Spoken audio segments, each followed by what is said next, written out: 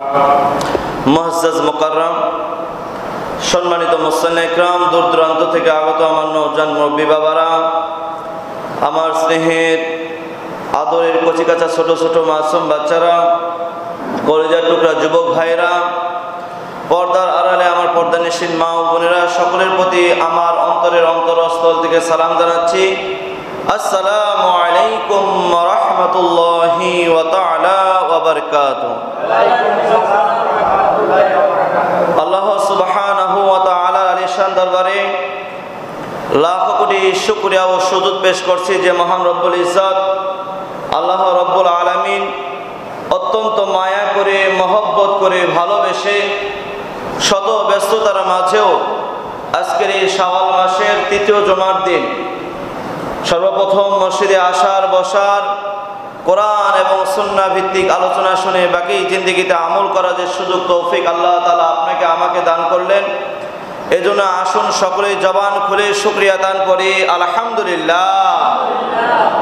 আর সেই সাথে সাথে লাখো কোটি দুরূদ ও সালামের হাদিয়া পেশ করছি ওই নবীজির নূরানি কদম মোবারকে যে রাসূল আরবি সাল্লাল্লাহু আলাইহি ওয়াসাল্লামের সম্পর্কে আল্লাহ রাব্বুল ইজ্জত হাদিসে কুদসির মধ্যে ইরশাদ করে বলেন, লাউলাকা মা খালাকতুল আফলাক, যদি আমার এই প্যারা মাহবুব নবীকে আমি রব্বুল আলামিন না বানাইতাম, না পাঠাইতাম, আমি রব্বুল আলামিন 18,000 মাখলুকাত, 80,000 আলম, আরশ, কুরসি, জান্নাত, জাহান্নাম কোনো কিছুই বানাইতাম না। সে রাসূল আরবি সাল্লাল্লাহু তাআলা আলাইহি ওয়াসাল্লামের দরবারে লাখ কোটি দুরূদ ও সালামের হাদিয়া পেশ করছি। সকলেই পড়ি সাল্লাল্লাহু তাআলা আলাইহি ওয়াসাল্লাম। আজকে খুব গুরুত্বপূর্ণ একটা বিষয় নিয়ে আলোচনা করব। আলোচনার বিষয়টা হলো তওবার গুরুত্ব। সুবহানাল্লাহ বলেন। আপনার কি মন খারাপ? আপনাদের মন খুশিতে আছে? আলহামদুলিল্লাহ বলেন। যে বিষয়টা বলছিলাম তওবার গুরুত্ব এবং ফজিলত, আপনারা সকলেই জানেন দুনিয়াতে যা কিছু আছে, দুনিয়াতে যা কিছু আছে প্রত্যেকটা জিনিসের কি হয়, ভালো দিক এবং খারাপ দিক আছে না নাই? জোরে বলেন। ভালো দিক এবং খারাপ দিক আছে।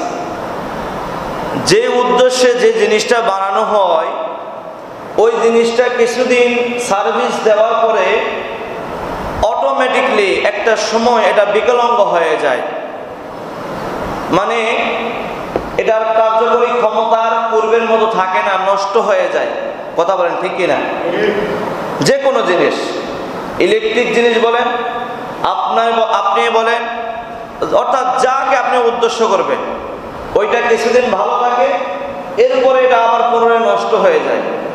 নষ্ট হয়ে যাওয়ার পরে এটা কি আমরা ফালাই দেই নাকি পুনরায় এরা মেরামত করার সুযোগ আছে না? মেরামত করার সুযোগ আছে না? ঠিক করার ব্যবস্থাপনা রয়েছে। এটার জন্য আল্লাহ রাব্বুল আলামিন উনি আজ থেকে হাজার হাজার লক্ষ কোটি বছর আগে যেই সময় আল্লাহ রাব্বুল আলামিন দুনিয়াতে মানুষ, জিন কাউকে পাঠায় নাই, এরও পূর্বে আল্লাহ রাব্বুল আলামিন রূহের জগতে একটা বৈঠক করেছিলেন। সমস্ত মানুষদের রূহগুলোকে একত্রিত করে আল্লাহ রাব্বুল আলামিন একটা সভাসদ করেছিলেন, আলোচনা সভার আয়োজন করেছিলেন। ওই সময় আল্লাহ রাব্বুল আলামিন প্রত্যেকটা বান্দাকে জিজ্ঞাসা করেছিলেন, আলাস্তু বিরব্বিকুম, আমি কি তোমাদের প্রভু নই? সুবহানাল্লাহ বলেন। আমি কি তোমাদের প্রভু নই? তখন আপনি, আমি, আমাদের পূর্বে যারা আসছিল, ভবিষ্যতেও যারা দুনিয়াতে আসবে, তারা সকলেই একটা উত্তর দিয়েছিলেন। সকলেই আমরা উত্তর দিয়েছিলাম কলু বালা, হ্যাঁ আপনি আমাদের প্রতিপালক, আপনি আমাদের রব, আপনি আমাদের মালিক, আপনি আমাদের স্রষ্টা। বলেন না সুবহানাল্লাহ। দেখেন, আমি যে বিষয়টা আলোচনা করছি এই বিষয়টাকে যদি আপনাদের কাছে বিস্তারিত ভেঙে বলি তাহলে আপনাদের বুঝতে সুবিধা হবে। আলোচনার বিষয় হলো তওবার গুরুত্ব। তওবা এটা একটা আরবি শব্দ। এই তওবা সম্পর্কে আল্লাহ রাব্বুল আলামিন পবিত্র কোরআনুল কারীমে পূর্ণাঙ্গ একটা সূরা নাযিল করেছেন। ওই সূরাটার নাম হলো তওবা। বলেন সুবহানাল্লাহ। আল্লাহ রাব্বুল আলামিন একটা পূর্ণাঙ্গ সূরাই নাযিল করেছেন তওবা। এর বিশেষত্ব, গুরুত্ব, মর্তবা, ফজিলত কেন আল্লাহ তাআলা নাযিল করলেন, আমি একটা পর একটা অর্থ ভেঙে বুঝাই বললে আপনারা সহজে বুঝবেন। বিরক্ত হচ্ছেন? বলছি না, তওবা এটা একটা আরবি শব্দ।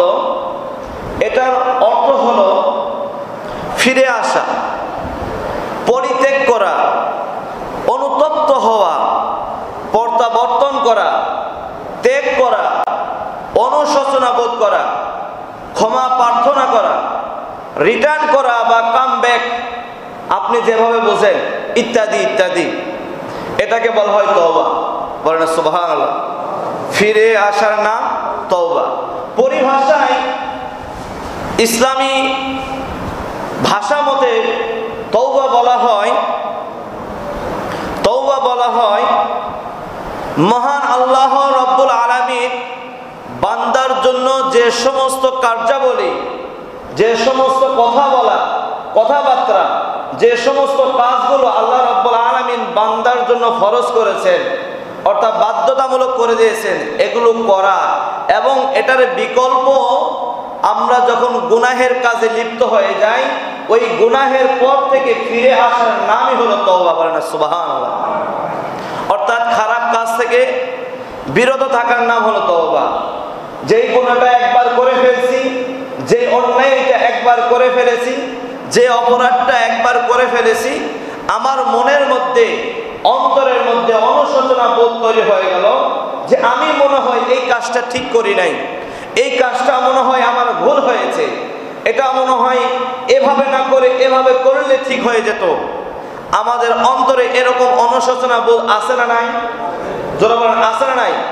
একটা সময় আমরা ভোগান্তিতে থাকি, তখন আল্লাহ রব্বুল আলামিন বলছেন ওই সমস্যা থেকে ফিরে আসার নাম, অর্থাৎ পূর্ণাঙ্গ তাওবাতুন নাসুহা, দৃঢ় সংকল্প, একবারে বদ্ধতা সহকারে আপনি যখন একটা নিয়ত করে ফেলছেন, আল্লাহ আমি যে অন্যায় করেছি, যে পাপ করেছি, একবারে ক্ষমা চাচ্ছি আল্লাহ আপনার দরবারে, আমি পূর্বে যা করেছি ভবিষ্যতে এই বিষয়ে আর কোনো গুনাহ করব না, পুনরাবৃত্তি করব না, অন্যায় করব না, অপরাধ করব না, আল্লাহ আমি তাওবাতুন নাসুহা করে চলে আসলাম, আল্লাহ তুমি আমাকে কবুল করো। বলো না আমিন।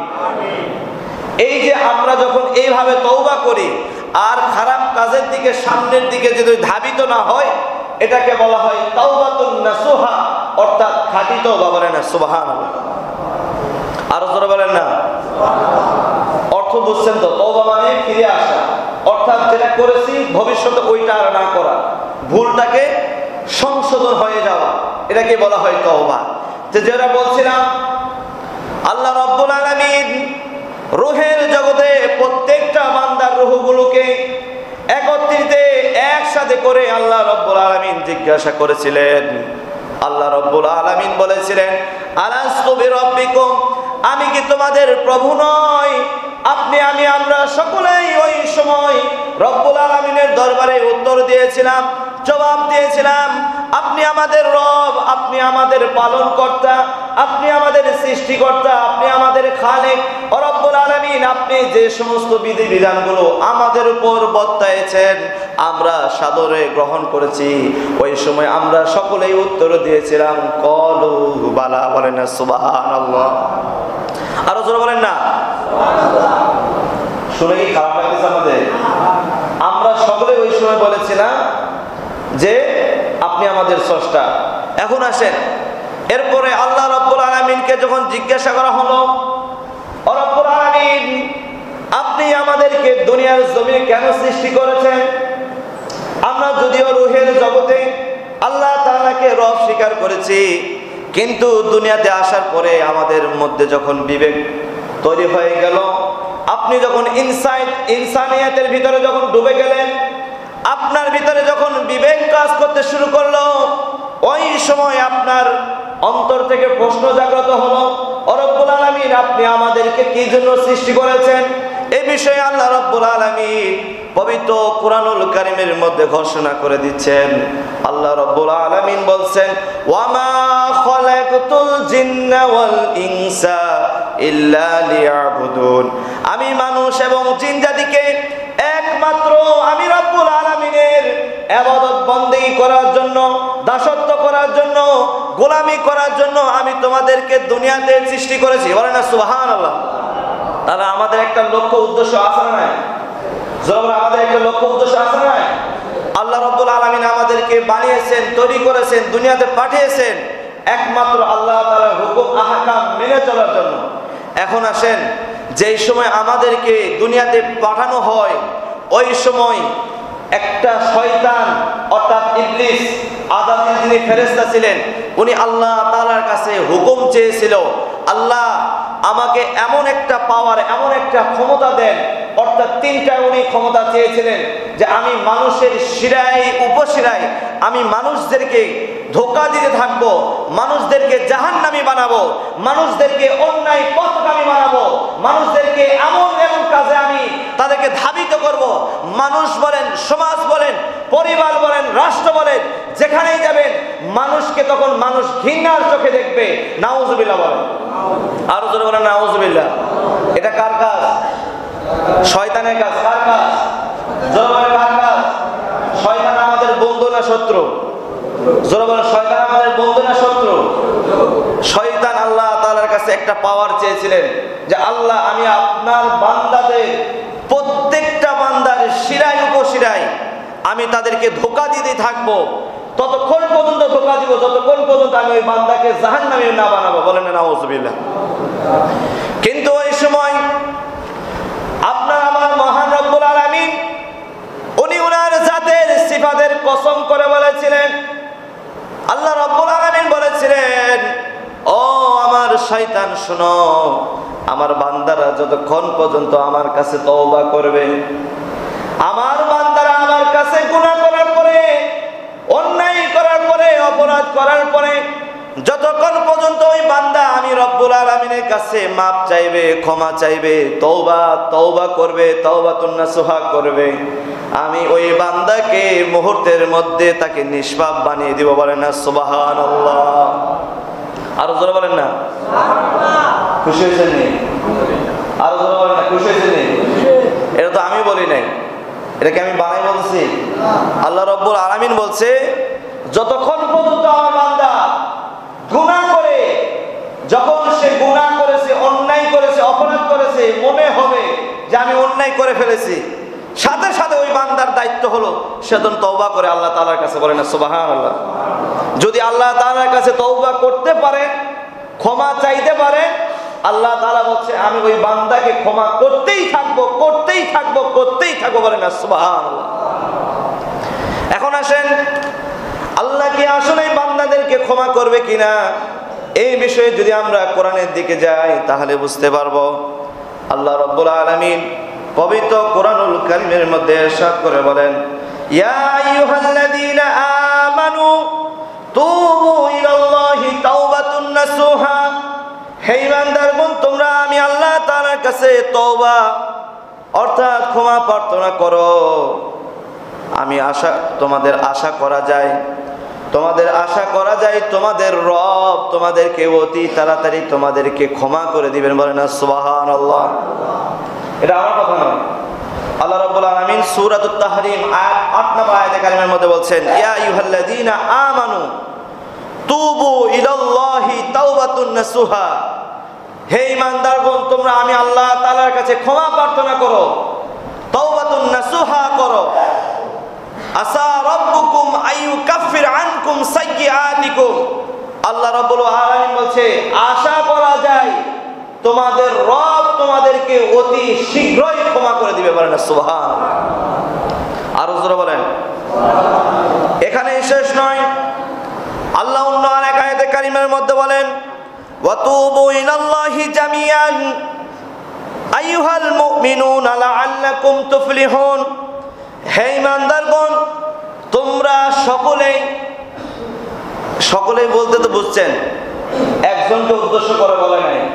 ছোট বাচ্চা হোক, বৃদ্ধ হোক, যুবক হোক, মহিলা হোক, পুরুষ হোক, সবাইকে আল্লাহ তাআলা বলছেন, ইয়া আইয়ুহাল্লাযীনা আমানু তুবু ইলাল্লাহি জামিআন। হে ঈমানদারগণ, তোমরা আমি আল্লাহ তাআলার কাছে ক্ষমা প্রার্থনা করো, সকলেই আমার কাছে তওবা করো। এতে কি হবে? লাআল্লাকুম তুফলিহুন, আল্লাহ অচিরেই তোমাদেরকে ক্ষমা করে তোমাদেরকে সফল কাম অর্থাৎ পরিপূর্ণ ঈমানদার মুমিন বানিয়ে দিবে। বলেন সুবহানাল্লাহ।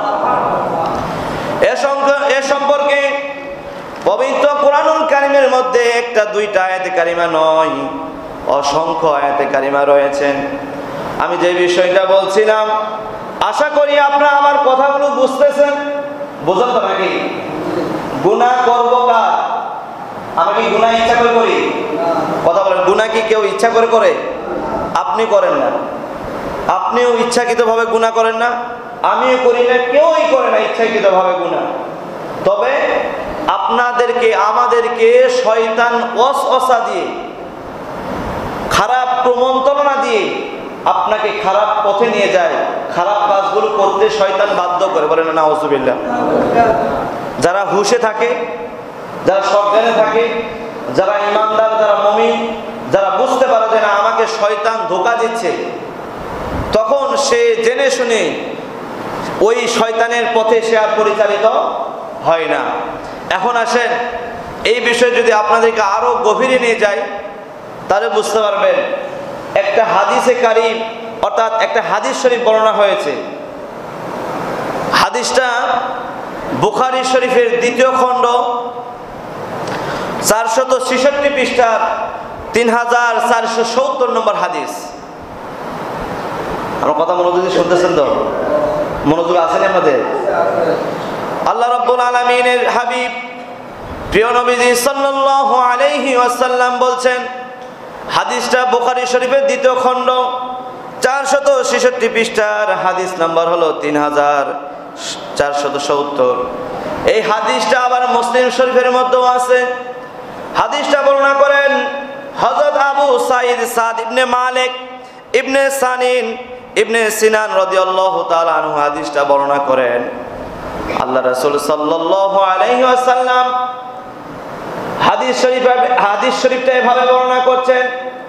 আল্লাহ রাসূল সাল্লাল্লাহু তাআলা আলাইহি ওয়াসাল্লাম সমস্ত সাহাবায়ে কেরামদেরকে সামনে রেখে আল্লাহ রাসূল বলতেছেন, ও আমার সাহাবীরা শোনো, বনি ইসরাইলের মধ্যে একজন লোক ছিল যে একটা দুইটা নয়, এভাবে 99টা সে মার্ডার করেছে, হত্যা করেছে।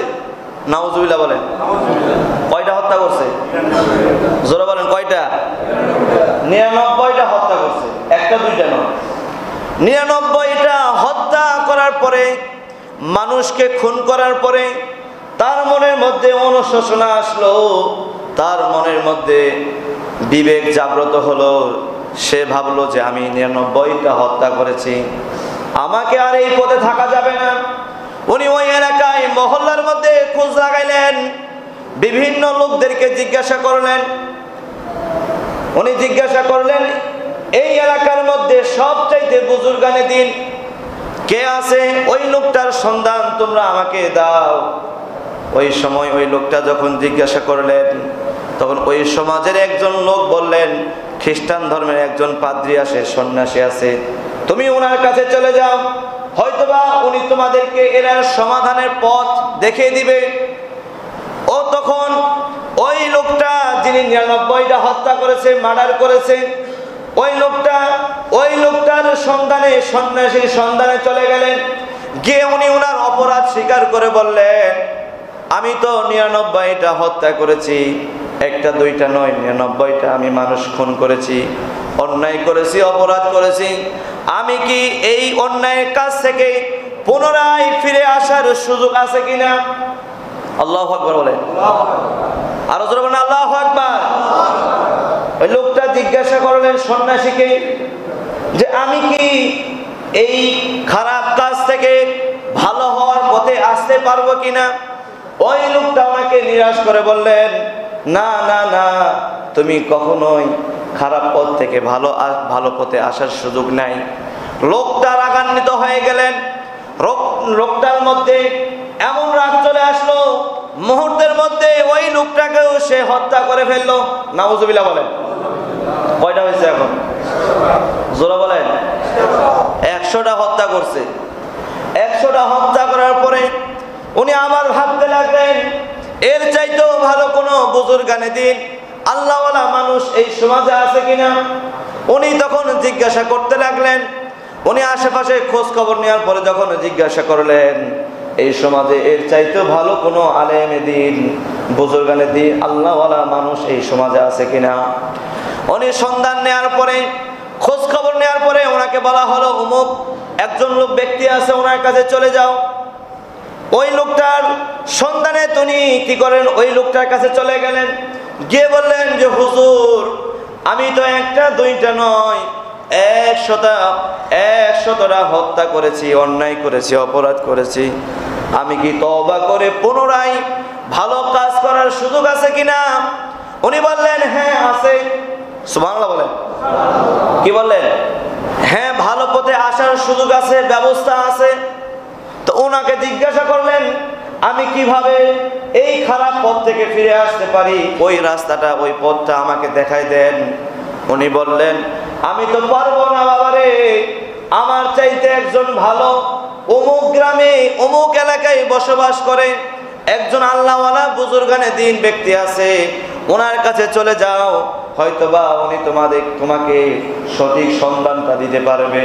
ওই এলাকার প্রত্যেকটা লোক হলো আল্লাহওয়ালা, তারা কেউ গুনার কাজ করে না, ইবাদত বন্দেগীতে মশগুল থাকে। তুমি যদি ওই এলাকায় যাও, ওই বুজুর্গানে দিনের কাছে যাও, অর্থাৎ একজন আল্লাহর ওলির কাছে যেতে বলছিলেন তুমি ওই আল্লাহর ওলির কাছে চলে যাও। আল্লাহর ওলির কাছে গেলে উনি তোমাকে তওবা করিয়ে ভালো পথে আসার একটা ব্যবস্থা সুযোগ করে দিবে। বলেন না সুবহানাল্লাহ। লোকটা সিদ্ধান্ত নিলেন আমি ওই লোকটার কাছে যাব। উনি পরের দিন সকালবেলা রওনা হলেন। ওই গ্রামের সন্ধানে যখন রওনা দিচ্ছেন, যাওয়ার সময় পথিমধ্যে রাস্তার মাঝে উনি অসুস্থ হয়ে গেলেন।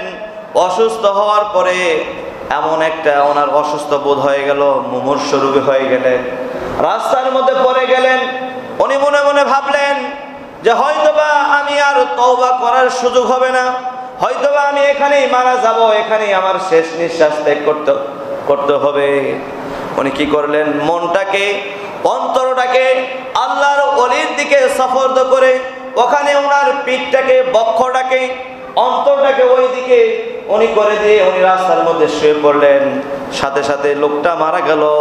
ইন্না লিল্লাহি ওয়া ইন্না ইলাইহি রাজিউন। লোকটা রাস্তার মধ্যে মারা গেলেন। সাথে সাথে আল্লাহ তাআলার পক্ষ থেকে দুইজন ফেরেশতা আসলেন, আযাবের ফেরেশতা এবং রহমতের ফেরেশতা। রহমতের ফেরেশতা এসে বললেন আমি তার জান পিঞ্জরা থেকে আমি তার দেহটাকে আমি তার জানটাকে কবজ করব। রহমতের ফেরেশতা বলল। ওদিকে আযাবের ফেরেশতা বলছে না না না, আপনি ওনাকে জান কবজ করতে পারেন না, কেননা উনি এখনো কোনো একটা ভালো কাজ করে নাই। রহমতের ফেরেশতা বলছে না না না, উনি তওবা করেছেন, উনি ভালো কাজ করার নিয়ত করেছেন, উনি ভালো কাজ করার নিয়ত করেছেন, তওবা করেছেন, যদিও বা সে এখনো খারাপ কাজ করে নাই। কিন্তু আযাবের ফেরেশতারা বলছে না, উনি এর পূর্বে অনেক অন্যায় করেছে, ওনাকে আমরা জাহান্নামে নিয়ে যাব। দুইজনের মধ্যে তর্ক বিতর্ক তৈরি হয়ে গেল। দুইজনের মধ্যে যখন তর্ক বিতর্ক যখন শুরু হয়ে গেলেন, আল্লাহ তাআলার পক্ষ থেকে আরেকটা ফেরেশতা দুনিয়ার জমিনে মানুষের আকৃতিতে মানুষের শুরুতে চলে আসলেন। বলেন না সুবহানাল্লাহ। উনি বলছে তোমাদের সমস্যা কি, খুলে বলো। উনি বললেন, দুইজনে যে কথাগুলো বলেছেন বললেন যে উনি বললেন আমি তোমাদেরকে সঠিক ফয়সালা দিচ্ছি, তোমরা আমার কথাটা শোনো। বলে কি ফয়সালা দিবেন? উনি বললেন যে লোকটা উনি ওনার নিজ গন্তব্য থেকে রওনা দিয়েছেন, এই রাস্তা পর্যন্ত যতটুকু পর্যন্ত সে অতিক্রম করেছে এবং সে যেখানে মৃত্যুবরণ করেছে এখান থেকে সে যেখানে যাবে ওই রাস্তা পর্যন্ত দুইজনে পরিমাপ করো, মাপতে থাকো। বলেন না সুবহানাল্লাহ। আমার কথা বুঝতেছেন? বলছেন দুই দিক থেকে তোমরা পরিমাপ করতে শুরু করো। দুইজনে তখন কি করলেন, উভয় দিক থেকে মাপা শুরু করলেন। ওই আল্লাহর ওলির দিকে যেদিকে উনি যাবেন, রওনা দিবেন, ওদিক থেকে মাপতে শুরু করলেন এবং উনি যেখানে ইন্তেকাল করেছেন এতটুকু পর্যন্ত মাপা হলো। আবার যেখান থেকে উনি রওনা দিয়েছেন, যেখানে উনি ইন্তেকাল করেছেন, ওই জায়গা পর্যন্ত মাপা হলো। মেপে দেখা গেল দুইজনের রাস্তা প্রায় সেম, কাছাকাছি। আল্লাহ তাআলার পক্ষ থেকে জমিনকে নির্দেশ দেওয়া হলো, ও জমিন তুমি এদিকে সংকুচিত হয়ে যাও, এইদিকে তুমি দূরে সরে যাও, কাছে চলে আসো। সুবহানাল্লাহ বলেন। আল্লাহ তাআলার পক্ষ থেকে যেদিক থেকে উনি রওনা দিয়েছেন এই রাস্তাটাকে তোমরা একটু বাড়িয়ে দাও, আর যেদিকে রওনা দিবে ওই রাস্তাকে তোমরা সংকুচিত করে দাও। সুবহানাল্লাহ বলেন। এতে করে মাপতে মাপতে দেখা গেল অন্য অনেক হাদিসের রেওয়াতে বলা হয়েছে যে 1 বিঘ পরিমাণ জায়গা ওনার চাইতে বেশি। উনি যেদিক থেকে রওনা দিয়েছে ওই দিক থেকে উনি যতদূর পর্যন্ত আসছে 1 বিঘ পরিমাণ উনি বেশি অতিক্রম করেছে। আর যেদিকে উনি রওনা দিবে ওই জায়গাটা কি হয়ে গেছে, সংকুচিত হয়ে গেছে, কমাই গেছে। তখন আযাবের ফেরেশতাকে তখন ফয়সালা দিয়ে দিল ওই ফেরেশতা যে না, ইনাকে আর কখনোই জাহান্নামে নিয়ে যাওয়া যাবে না। এই জন্য যে উনি অন্যায় করেছিল, ঠিক আছে, উনি অন্যায় করেছে, অপরাধ করেছে, কিন্তু ওনার ভিতরে যখন অনুশোচনা বোধ যখন তৈরি হয়ে গেল, উনি খাস নিয়তে উনি তওবা করেছেন যে উনি আর কখনো কোনো সময় অন্যায় করবে না। উনি ভালো পথের দিকে রওনা হয়েছে, যার কারণে আল্লাহ তাআলার পক্ষ থেকে ফয়সালা হয়েছে ওনাকে কখনোই জাহান্নামে দেওয়া যাবে না। ওনার তওবাকে আল্লাহ কবুল করে ওনাকে জান্নাতবাসী করে দিয়েছে। বলেন সুবহানাল্লাহ। আরো জোরে বলেন না। এখন বলেন 100 জন যে ব্যক্তি হত্যা করেছে উনি অন্যায়কারী, অপরাধকারী কিনা? কথা বলেন না কেন? উনি অন্যায় করছে না? অপরাধ করছে না? করছে। ওনার অন্যায় ছিল, কিন্তু যখন উনি অন্যায় থেকে একেবারে খাস নিয়তে তাওবাতুন নাসুহা করেছে তখন ওনাকে ভালো রাস্তা দেখিয়ে দিয়েছেন কে? আর জোরে না কে? আল্লাহ তাআলা চাইলে কি আপনাকে আমাকে ক্ষমা করতে পারেন কি পারে না? আরো জোরে বলেন, ক্ষমা করতে পারেন কি পারে না? এখন আসেন যে বিষয়টা বলে শেষ করব, যে আমরা দুনিয়াতে আসছি, আসার পরে আল্লাহ রাব্বুল আলামিন জানতেন যে প্রত্যেকটা বান্দা আমার গুনাহ করবে, অন্যায় করবে, অপরাধ করবে। এই খবর আল্লাহ জানতেন কি জানতেন না? জোরে বলেন। আল্লাহ জানতেন যে আমার বান্দা গুনাহ করবে, অন্যায় করবে, অপরাধ করবে, নিজের ইচ্ছাকৃতভাবে করবে না। শয়তান তাদেরকে ওয়াসওয়াসা দিয়ে তাদেরকে জাহান্নামী বানাবে, গুনাহগারী বানাবে, অন্যায় ও অত্যাচারী বানাবে। এটা অবশ্যই আমার রব্বুল আলামিন জানতেন কি জানতেন না? জানতেন। যার কারণে আল্লাহ রব্বুল আলামিন এমন একটা ব্যবস্থা রেখেছেন, তওবার রাস্তা, অর্থাৎ ফিরে আসার ব্যবস্থা আল্লাহ রব্বুল রেখে দিয়েছেন। বলেন সুবহানাল্লাহ। এখন আসেন, গুনাহ 2 ধরনের হয়ে থাকে। গুনাহ 2 ধরনের হয়ে থাকে, অর্থাৎ সহজ ভাষায় যদি বলা হয়, একটা হলো হাক্কুল্লাহ আর একটা হলো হাক্কুল ইবাদ। হাক্কুল্লাহ মানে আল্লাহর হক, আর হাক্কুল ইবাদ মানে বান্দার হক। আল্লাহর হক কি? আল্লাহ যেগুলো বলেছেন এগুলো করা যাবে না। নামাজ পড়তে হবে, রোজা রাখতে হবে, হজের সময় হলে হজ করতে হবে, যাকাতের সময় হলে যাকাত দিতে হবে, মদ্যপান করা যাবে না, জুয়া খেলা যাবে না, ব্যভিচার করা যাবে না। এগুলো হলো আল্লাহর হক। আর বান্দার হক হলো বান্দার প্রতি জুলুম করা, এক বান্দা আর এক বান্দাকে মিথ্যা কথা বলা, গুনাহের কাজে লিপ্ত হওয়া, ওনাকে ব্যবসার কাজে হোক, কেনা বেচার ক্ষেত্রে হোক ওনাকে ঠকানো, অর্থাৎ যত রকম বান্দাকে ধোঁকাবাজির কাজগুলো রয়েছে এগুলোকে বলা হয় বান্দার হক। বান্দার হক যতক্ষণ পর্যন্ত একজন মানুষ ওই বান্দার কাছে ক্ষমা না চাইবে, যতক্ষণ পর্যন্ত ওই বান্দার কাছে ক্ষমা না চাইবে, ওই বান্দা যতক্ষণ পর্যন্ত ক্ষমা না করবে ততক্ষণ পর্যন্ত আল্লাহ ওই বান্দাকে ক্ষমা করবেন না। ততক্ষণ পর্যন্ত আল্লাহ তাআলা ওই বান্দাকে ক্ষমা করবে না। তাহলে একটা হলো আল্লাহর হক, একটা হলো বান্দার হক।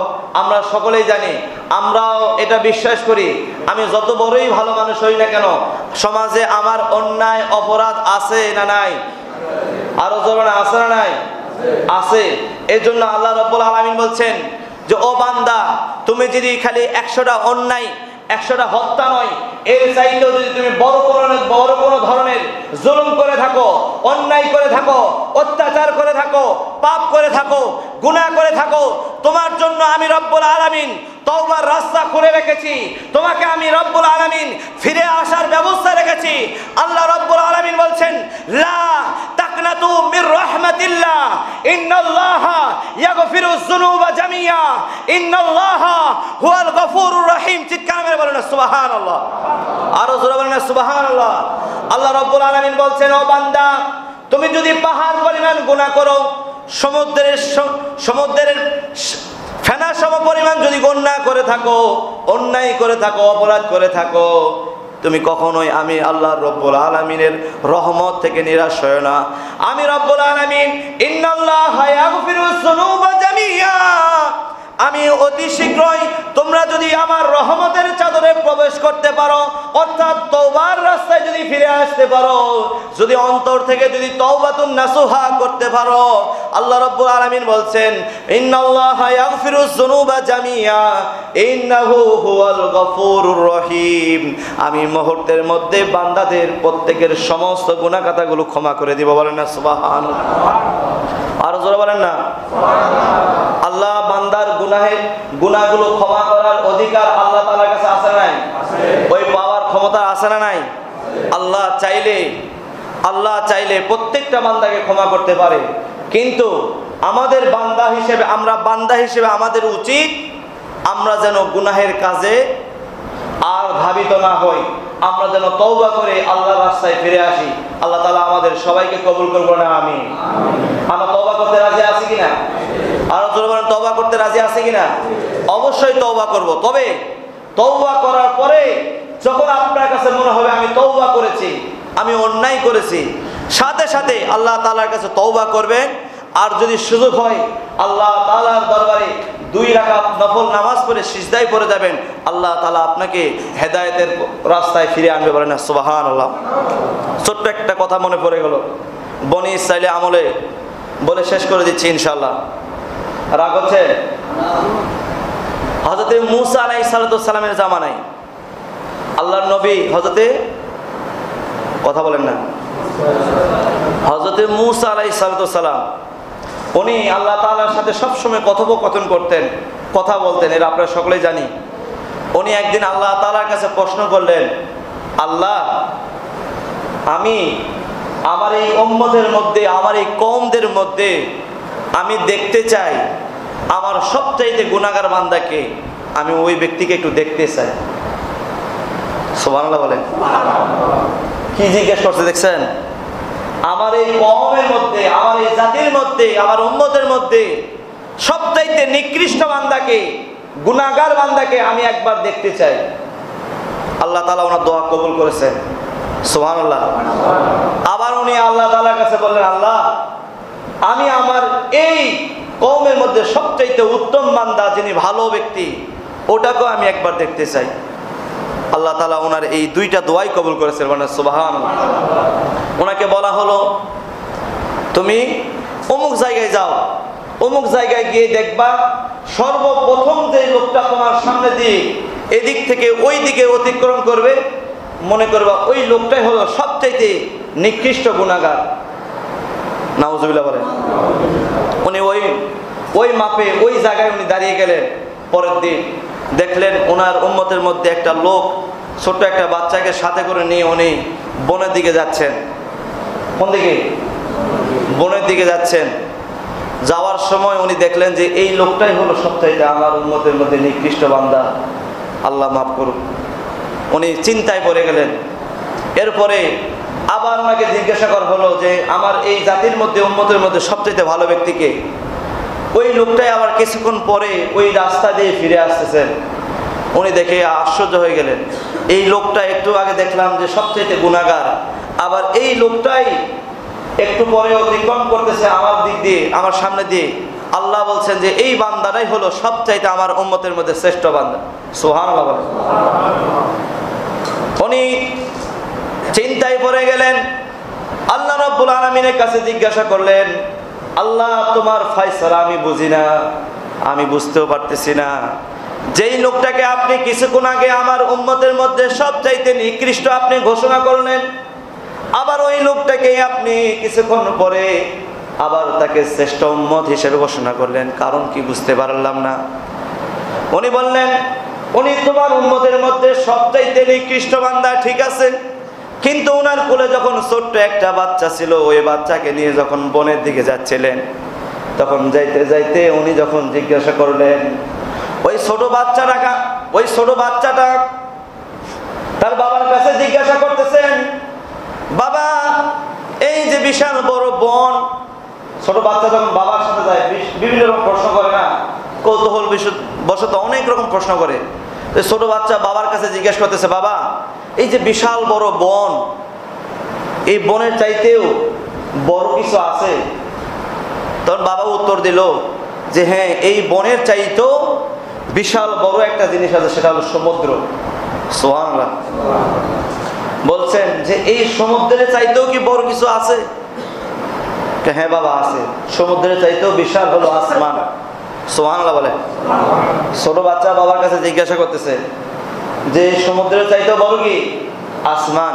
এই আসমানের চাইতেও বড় কিছু আছে? তখন বাবা চোখের পানি ছেড়ে দিয়ে বললেন যে হ্যাঁ, এই আসমানের চাইতেও বড়, আমি তোমার বাবার সবচাইতে গুনাহ বেশি আছে। এরপরে ওই বাচ্চারা আর নিরাশ না হয়ে আবার জিজ্ঞাসা করলেন, এই গুনাহের চাইতেও বড় কিছু আছে? তখন বাবা মুচকি আর হাসি দিয়ে বললেন, হ্যাঁ, এটা চাইতেও বড় কিছু আল্লাহ তাআলার কাছে আছে, সেটা হলো আল্লাহ তাআলার রহমতের ভান্ডার। বলেন সুবহানাল্লাহ। যেই মাত্র ওই লোকটা, ওই ব্যক্তি যখন বলেছিলেন যে আমি সবচাইতে নিকৃষ্ট গুনাহগার বান্দা, আমার গুনাহের চাইতেও বেশি আমি আল্লাহ রাব্বুল আলামিনের রহমত, আমি দয়ার সাগর, সাথে সাথে এই কথাটা যেই মুহূর্তে বলেছেন, সাথে সাথে আল্লাহ তাআলার রহমতের সাগরে দরিয়ার মধ্যে ঢেউ খেললো, আর মুহূর্তের মধ্যে ওই বান্দার সমস্ত গুনাহ খাতাগুলো মাফ করে দিল। বলেন না সুবহানাল্লাহ। আর ওই লোকটা যখন ফিরে আসলেন, আল্লাহ তাআলা ওনাকে নিষ্পাপ অর্থাৎ খাঁটি একজন উম্মত, সবচাইতে সর্বোত্তম উম্মত হিসেবে আল্লাহ তাআলা কবুল করেছেন। বলেন সুবহানাল্লাহ। আচ্ছা, আমাদের গুনাহ যা আছে তার চাইতে কি রহমত আল্লাহ তাআলার কাছে বেশি আছে কি নাই? আরো জোরে আওয়াজ দিয়ে বলতে হবে, আপনার আমার যতটুকু পরিমাণে গুনাহ, তার চাইতেও রহমত আল্লাহ তাআলার কাছে আছে না নাই? আল্লাহ তাআলা চাইলে কি বান্দাকে ক্ষমা করতে পারেন কি পারেন না? আল্লাহ তাআলা যদি ওই ক্ষমতা থেকে থাকে, আমরাও আশাবাদী আল্লাহ তাআলার কাছে ক্ষমা প্রার্থনা করব, গুনাহের কাছ থেকে দূরে থাকব, বেশি বেশি নেক আমল করব। আল্লাহ তাআলা আমাদের সবাইকে যেন ক্ষমা করে আমাদেরকে নেককার মুমিন ইমানদার হিসেবে কবুল করে। বলেন আমিন। ওমা আলাইনা ইল্লাল বালাগ। আসসালামু আলাইকুম ওয়া রাহমাতুল্লাহি ওয়া বারাকাতুহু। যারা পড়ে আছেন সুন্নাত আদায় করেন।